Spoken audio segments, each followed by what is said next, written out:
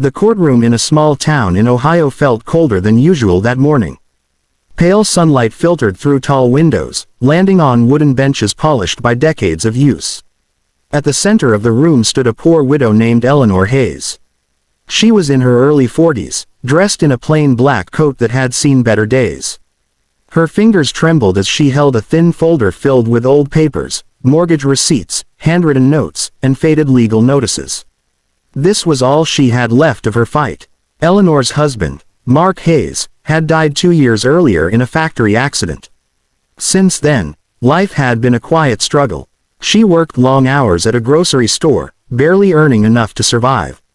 When the bank claimed that Mark had missed several payments and seized their small home, Eleanor knew something was wrong. She remembered her husband always saying, "The house is safe. I made sure of it." That memory was the reason she stood in court today. The judge entered, adjusting his robe as he sat down. His expression showed boredom more than concern. When Eleanor began to speak, her voice was soft but honest. She explained how the bank officials ignored her requests, how she was never given proper notice, and how the house was taken while she was still mourning her husband. As she spoke, murmurs spread through the courtroom. The judge leaned back in his chair, lips curling into a faint smile. "Mrs. Hayes," he said, glancing briefly at her papers, "these documents are old and incomplete. You expect this court to reverse a legal foreclosure based on memories and feelings." A few people laughed quietly. The sound felt like a slap. Eleanor's face turned red, but she did not lower her eyes. She tried again, explaining that her husband had an agreement with the bank owner, something he earned through an act of bravery years ago. Before she could finish, the judge waved his hand dismissively. "This is not a movie," he said with a chuckle. "Let's not waste the court's time." Tears filled Eleanor's eyes, but she forced herself to stand straight. She thought of the nights her husband came home tired, his hands covered in grease, still smiling because he believed in doing the right thing. She remembered him helping strangers without asking for anything back. Standing there alone, she felt small, powerless, and embarrassed. The judge picked up his gavel, clearly ready to end the case. "I see no reason to continue," he began. Just then, the heavy wooden doors at the back of the courtroom opened. A deep, steady sound of boots echoed across the floor. Conversations stopped, heads turned. Eleanor looked back, confused and afraid, as several tall figures slowly entered the room. Leather jackets, calm faces, and quiet confidence filled the space. The air in the courtroom changed, as if something important had just. Outside the courthouse, the afternoon sun felt warmer than it had all morning.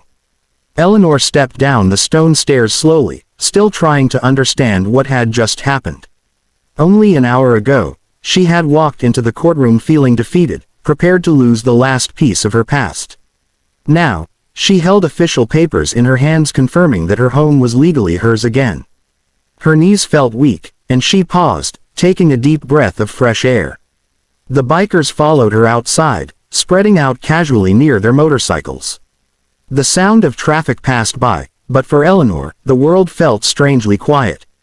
She turned to face them, her eyes filled with gratitude. "I don't know how to thank you," she said, her voice shaking. "You didn't have to come." Daniel Brooks smiled gently. "We did," he replied.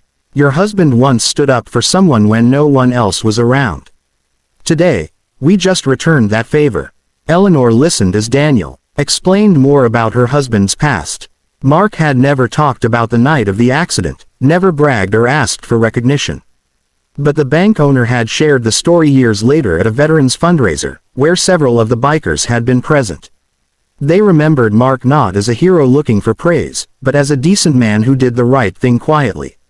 When they heard about the foreclosure, they knew something was wrong. One of the younger bikers stepped forward and handed Eleanor a small envelope. Inside was a list of local resources, repair services, legal aid contacts, and a community fund. "Your house needs work," he said kindly. "We can help with that too, if you'll let us." Eleanor pressed the envelope to her chest. For the first time since her husband's death, she felt supported, not pitied.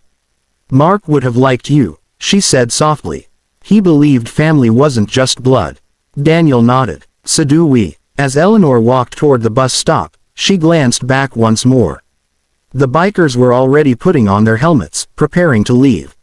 Engines started one by one, not loud or threatening, but steady and controlled. They raised their hands in a brief farewell before riding off down the street. That evening, Eleanor returned to her small house. She unlocked the door slowly, as if afraid the moment might disappear.